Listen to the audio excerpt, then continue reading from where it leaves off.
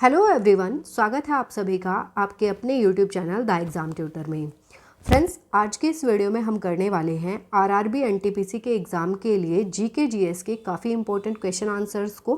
और इस वीडियो में मैंने सभी क्वेश्चंस सेलेक्टेड और इम्पोर्टेंट लिए हैं। अगर आप किसी भी एग्ज़ाम की तैयारी करती हैं तो ये वीडियो आपके लिए काफ़ी हेल्पफुल रहने वाला है। सो फ्रेंड्स, बिना देरी करते हुए बढ़ते हैं अपने क्वेश्चन आंसर्स की तरफ, जिसमें हमारा फर्स्ट क्वेश्चन है, कौन सा मृतोपजीवी कवक है? Which is a saprophytic fungus? शैवाल, पेनिसिलियम, फीताकृमि या फिर अमरबेल। तो देखिए, इस क्वेश्चन में पूछा गया है कि मृतोपजीवी कवक कौन सा है। तो इस क्वेश्चन का आंसर हो जाएगा हमारा ऑप्शन बी, पेनिसिलियम। पेनिसिलियम जो है ये एक मृतोपजीवी कवक है। तो देखिए, अब फंगस होते क्या हैं या कवक जो है ये होते क्या हैं। तो देखिए, फंगस जो है ये लोअर प्लांट्स की एक कैटेगरी है। ये फंगस जो है अपना भोजन स्वयं नहीं बना सकते, इसलिए अपने भोजन के लिए इनको दूसरे जीवों पर डिपेंड रहना पड़ता है। और जो फंगस अपना भोजन मरे हुए सड़े गले पदार्थों से प्राप्त करते हैं उनको कहा जाता है मृतोपजीवी कवक या सैप्रोफिटिक फंगस। तो इस क्वेश्चन का हमारा आंसर हो जाएगा ऑप्शन बी, पेनिसिलियम। याद रखिएगा। नेक्स्ट क्वेश्चन की तरफ बढ़ते हैं। नेक्स्ट क्वेश्चन है हमारा, मधुमेह होने का कारण क्या है? The reason for diabetes is insulin की बहुलता, इंसुलिन का कम उत्पादन, यकृत के कार्य में गड़बड़ी होना या फिर बिलीरुबिन का उच्चतर उत्पादन। तो देखिए, इस क्वेश्चन का आंसर हो जाएगा हमारा इंसुलिन का कम उत्पादन। इसमें क्या होता है कि डायबिटीज़ जब किसी पर्सन को होती है तो इसमें इंसुलिन का प्रोडक्शन जो है ये काफ़ी कम हो जाता है। आपने सुना भी होगा कि जिन लोगों को डायबिटीज़ होती है उनको इंसुलिन के इंजेक्शन दिए जाते हैं, तो वो इसी वजह से दिए जाते हैं क्योंकि उनमें इंसुलिन का जो प्रोडक्शन होता है वो काफ़ी कम होता है। तो इस क्वेश्चन का आंसर हो जाएगा हमारा ऑप्शन बी, इंसुलिन का कम उत्पादन। नेक्स्ट क्वेश्चन की तरफ बढ़ते हैं। नेक्स्ट क्वेश्चन है हमारा, पक्षियों द्वारा की जाने वाली परागण की प्रक्रिया को किस नाम से जाना जाता है? The process of pollination done by birds is known as. तो देखिए, पॉलिनेशन होता क्या है? पॉलिनेशन होता है जब पोलन ग्रेन्स जो होते हैं वो मेल फ्लावर्स से फीमेल फ्लावर्स तक पहुंचते हैं। तो पोलन ग्रेन्स के मेल फ्लावर्स से फीमेल फ्लावर्स तक पहुंचने की जो प्रक्रिया होती है उसको कहा जाता है पॉलिनेशन। तो ये पॉलिनेशन जब बर्ड्स के द्वारा होता है, जब बर्ड्स इसमें हेल्प करती हैं, तो इस प्रक्रिया को क्या कहा जाता है ये पूछा है इस क्वेश्चन में। हाइड्रोफिली, हाइड्रोफिली कहा जाता है जब पॉलिनेशन की जो प्रक्रिया है वो वाटर के द्वारा होती है। तो इस क्वेश्चन का आंसर ये नहीं होगा। एंटोमोफिली, जब एंड्स के द्वारा पॉलिनेशन होता है उसको कहा जाता है। एम्ब्रियोफिली भी नहीं होगा इसका आंसर। इसका आंसर होगा ऑर्निथोफिली। ऑर्निथोफिली कहा जाता है जब बर्ड्स के द्वारा जो है पॉलिनेशन की प्रक्रिया होती है। तो याद रखिएगा, इस क्वेश्चन का आंसर हो जाएगा हमारा option D, ornithophily. Next question की तरफ बढ़ते हैं। नेक्स्ट क्वेश्चन है हमारा, मकड़ियाँ किस प्रजाति के अंतर्गत आती हैं? Which species do spiders belongs to? Mollusca, Cnidaria, Annelida या फिर आर्थ्रोपोडा। तो मकड़ियाँ किस प्रजाति के अंतर्गत आती हैं? तो ये आती हैं आर्थ्रोपोडा। आर्थ्रोपोडा से बिलोंग करती हैं जो स्पाइडर्स होते हैं वो। तो इस क्वेश्चन का आंसर हो जाएगा हमारा ऑप्शन डी। नेक्स्ट क्वेश्चन की तरफ बढ़ते हैं। नेक्स्ट क्वेश्चन है हमारा, मेड्यूला ओब्लोंगेटा निम्नलिखित में से किस अंग का हिस्सा है? Medulla oblongata is a part of which of the following organs? हृदय, फेफड़े, मस्तिष्क या फिर पेट। तो देखिए, मेड्यूला ओब्लोंगेटा जो है ये मस्तिष्क का पार्ट होती है, यानी कि इस क्वेश्चन का आंसर हो जाएगा हमारा ऑप्शन सी, मस्तिष्क या फिर ब्रेन। अब देखिए, जो मेड्यूला ओब्लोंगेटा है ये मस्तिष्क और जो रीढ़ की हड्डी होती है इसके बीच जो मैसेजेस होते हैं उनको आदान प्रदान करने का एक प्रमुख रिले पॉइंट होता है जो मेड्यूला ओब्लोंगेटा होता है। तो याद रखिएगा, इस क्वेश्चन का आंसर हो जाएगा हमारा ऑप्शन सी। नेक्स्ट क्वेश्चन की तरफ बढ़ते हैं। नेक्स्ट क्वेश्चन है हमारा, निम्नलिखित पौधों में से किसकी जड़ों में गांठें होती हैं? Which of the following plants has nodes in its roots? Leguminous plants, परजीवी पौधे, एपिफाइटिक पौधे या फिर जलीय पौधे। तो देखिए, किसकी जड़ों में गांठें होती हैं? तो लेग्यूमिनस जो प्लांट्स होते हैं इनकी जड़ों में जो है गांठें पाई जाती हैं। इनको रूट नोड्यूल्स भी कहा जाता है। क्या कहा जाता है? रूट नोड्यूल्स भी इनको कहा जाता है। और ये जो प्लांट्स होते हैं इनकी जड़ों में जो है सिम्बायोटिक बैक्टीरिया भी पाए जाते हैं, जैसे कि नाइट्रोसोमोनास और नाइट्रोसोकोकस। तो याद रखिएगा, ये नाइट्रोजन को फिक्स करने का काम करते हैं। इस क्वेश्चन का आंसर हो जाएगा हमारा option A, leguminous plant. Next question की तरफ बढ़ते हैं। नेक्स्ट क्वेश्चन है हमारा, ट्रिप्सिन क्या करता है? What does trypsin do? Carbohydrate का विघटन करता है, प्रोटीन संश्लेषण करता है, या फिर वसा का विघटन करता है, प्रोटीन का विघटन करता है? तो देखिए ट्रिप्सिन जो है ये एक डाइजेस्टिव सिस्टम का पार्ट है, ये डाइजेशन में हेल्प करता है और ये प्रोटीन जो होते हैं प्रोटीन को तोड़ने का काम करता है, यानी कि प्रोटीन का विघटन करता है ट्रिप्सिन। तो इस क्वेश्चन का आंसर हो जाएगा हमारा ऑप्शन डी, प्रोटीन का विघटन करता है। नेक्स्ट क्वेश्चन की तरफ बढ़ते हैं। नेक्स्ट क्वेश्चन है हमारा, किसी माध्यम के तापमान में वृद्धि के साथ प्रकाश की गति क्या हो जाती है, यानी कि बढ़ती है, घटती है, या कैसी हो जाती है, ये पूछा है इसमें। Speed of light with increase in temperature of a medium, बढ़ती है, वैसी ही रहती है, घटती है, या फिर सहसा गिर जाती है? तो देखिए किसी भी माध्यम के तापमान में वृद्धि करने पर जो प्रकाश की गति होती है उसमें कोई भी परिवर्तन नहीं होता है, वो सेम रहता है, यानी कि जैसा होता है वैसा ही रहता है, क्योंकि जो प्रकाश की गति है वो किस पर निर्भर नहीं करती, ये तापमान पर निर्भर नहीं करती है। तो इसमें दिया भी है, देख लीजिएगा एक बार। प्रकाश एक सार्वभौमिक स्थिरांक है और यह तापमान पर निर्भर नहीं करता है। इसे प्रसारित करने के लिए किसी भौतिक माध्यम की ज़रूरत नहीं होती है। तो याद रखिएगा इस क्वेश्चन का आंसर हो जाएगा हमारा ऑप्शन बी। नेक्स्ट क्वेश्चन की तरफ बढ़ते हैं। नेक्स्ट क्वेश्चन है हमारा, सभी धातुएं ऊष्मा की सुचालक होती हैं, इसके प्रमुख कारण क्या हैं? All metals are good conductors of heat, the main reasons for this are. उनमें अणु स्वतंत्र रूप से टकराते हैं, तो ये बात बिल्कुल ठीक है कि जो मेटल्स होती हैं उनमें जो अणु हैं वो स्वतंत्र रूप से टकराते हैं। उनमें मुक्त इलेक्ट्रॉन्स होते हैं, तो ये बात भी बिल्कुल ठीक है। उनमें अणु एक दूसरे के बहुत करीब होते हैं, तो ये भी ठीक है। तो इस क्वेश्चन का आंसर हो जाएगा हमारा अप्रयुक्त सभी। जो धातुएं हैं वो गुड कंडक्टर्स होती हैं हीट की, इसका मेन कारण क्या है? तो ये तीनों जो हैं इसके मेन कारण हैं। तो इस क्वेश्चन का आंसर हो जाएगा हमारा ऑप्शन डी। तो इस याद रखिएगा। नेक्स्ट क्वेश्चन की तरफ बढ़ते हैं। नेक्स्ट क्वेश्चन है हमारा, किसी वस्तु के संतुलन में होने के लिए निम्नलिखित में से कौन सी स्थिति सही है?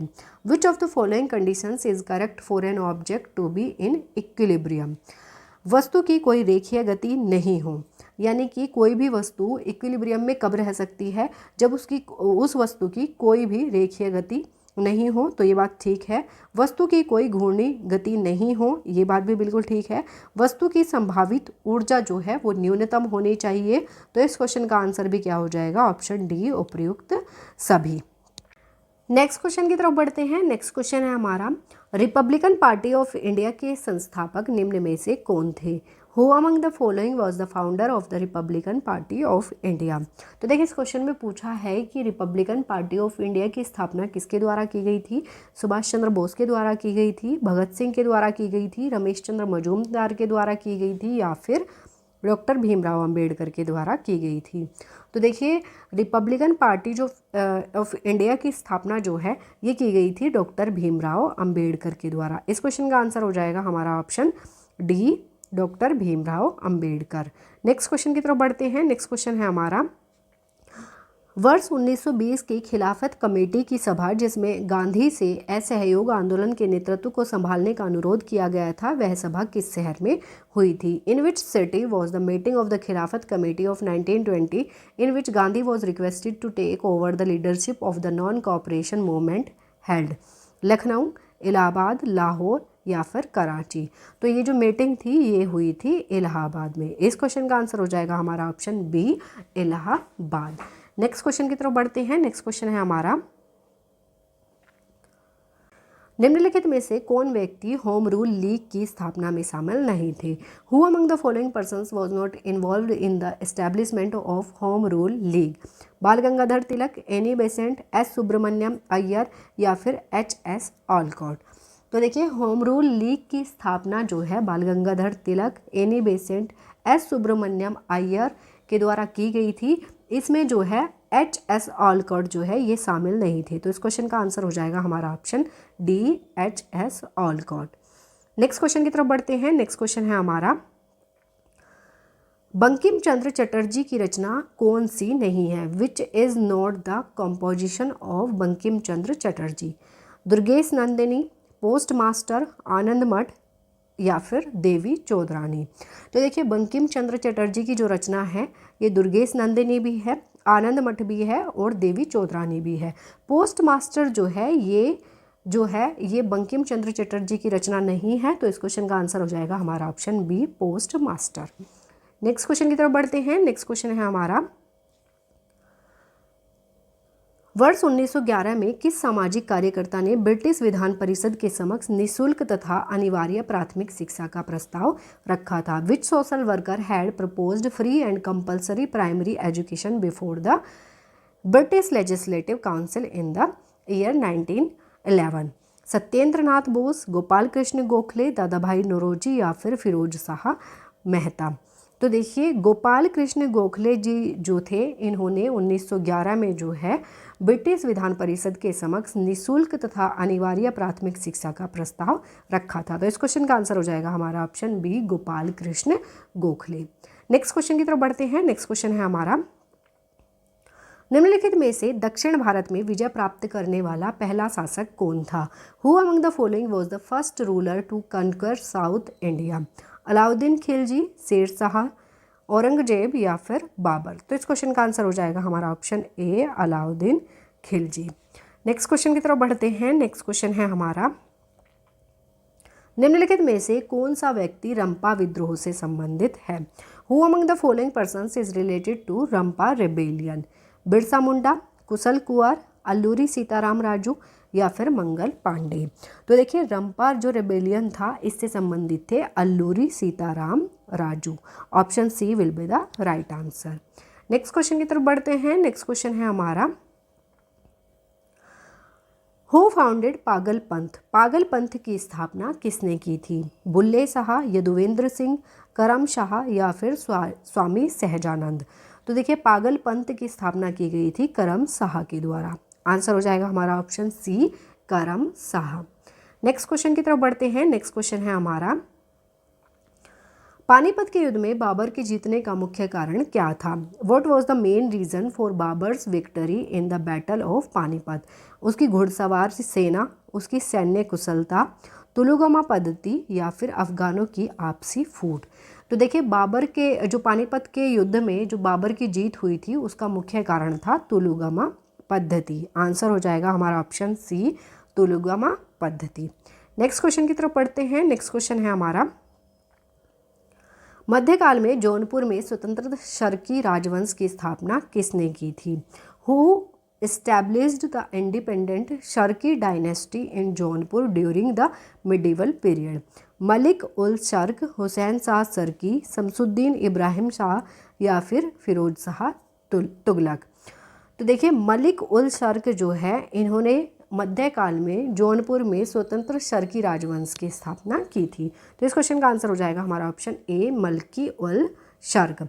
नेक्स्ट क्वेश्चन की तरफ बढ़ते हैं। नेक्स्ट क्वेश्चन है हमारा, भागवत संप्रदाय के विकास में किसका योगदान अत्यधिक था? Who had the greatest contribution in the development of Bhagavata sect? Parthian, Hindu यूनानी, कुषाण या फिर गुप्त? तो देखिए, भागवत संप्रदाय के विकास में सबसे अत्यधिक योगदान था गुप्त का। तो आंसर हो जाएगा हमारा ऑप्शन डी, गुप्त। नेक्स्ट क्वेश्चन की तरफ बढ़ते हैं। नेक्स्ट क्वेश्चन है हमारा, धमेक स्तूप कहाँ पर स्थित है? Where is Dhamek stupa located? Agra, Mirzapur, Jaunpur या फिर सारनाथ? तो देखिए, धमेक स्तूप जो है ये स्थित है सारनाथ में। आंसर हो जाएगा हमारा option D, Sarnath. Next question की तरफ बढ़ते हैं। नेक्स्ट क्वेश्चन है हमारा, यूरोप को उत्तरी अमेरिका से कौन सा सागर या महासागर अलग करता है? विच सी और ocean separates Europe from north America? उत्तरी अटलांटिक महासागर, प्रशांत महासागर, काला सागर या फिर कैस्पियन सागर? तो देखिए, यूरोप को उत्तरी अमेरिका से अलग करने वाला कौन है? तो ये है उत्तरी अटलांटिक महासागर। आंसर हो जाएगा हमारा ऑप्शन ए, उत्तरी अटलांटिक महासागर। याद रखिएगा। नेक्स्ट क्वेश्चन की तरफ बढ़ते हैं। नेक्स्ट क्वेश्चन है हमारा, निम्नलिखित में से कौन सा सौर परिवार से संबंधित नहीं है? Which of the following does not belong to the solar system? क्षुद्र ग्रह, ग्रह, निहारिका या फिर धूमकेतु? तो देखिए, सौर परिवार से संबंधित नहीं है निहारिका। आंसर हो जाएगा हमारा ऑप्शन सी, निहारिका। नेक्स्ट क्वेश्चन की तरफ बढ़ते हैं। नेक्स्ट क्वेश्चन है हमारा, भारत की पहली महिला राष्ट्रपति कौन थी? Who was the first women president of India? Meira Kumar, Pratibha Patil, Indira Gandhi या फिर राजकुमारी अमृत कौर। तो देखिए भारत की पहली महिला राष्ट्रपति कौन थी, तो ये थी प्रतिभा देवी सिंह पाटिल। आंसर हो जाएगा हमारा ऑप्शन बी, प्रतिभा देवी सिंह पाटिल। इनके बारे में थोड़ा सा देख लेते हैं। तो देखिए प्रतिभा देवी सिंह पाटिल जो हैं, इन्होंने 25 जुलाई 2007 से जो है 25 जुलाई 2012 तक जो है भारत के राष्ट्रपति के रूप में कार्य किया, याद रखिएगा। और ये भारत की पहली महिला राष्ट्रपति थी। तो इस क्वेश्चन का आंसर हो जाएगा हमारा option B, Pratibha Devi Singh Patil. So friends, ये हमारे 25 क्वेश्चंस यहीं कंप्लीट होते हैं। आई होप ये वीडियो आपको पसंद आई होगी, और ये वीडियो आपको अच्छी लगती है, हेल्पफुल लगती है तो वीडियो को लाइक और चैनल को सब्सक्राइब जरूर कर दीजिएगा। मिलेंगे नेक्स्ट वीडियो में, तब तक के लिए wish you all the best, take care and thank you.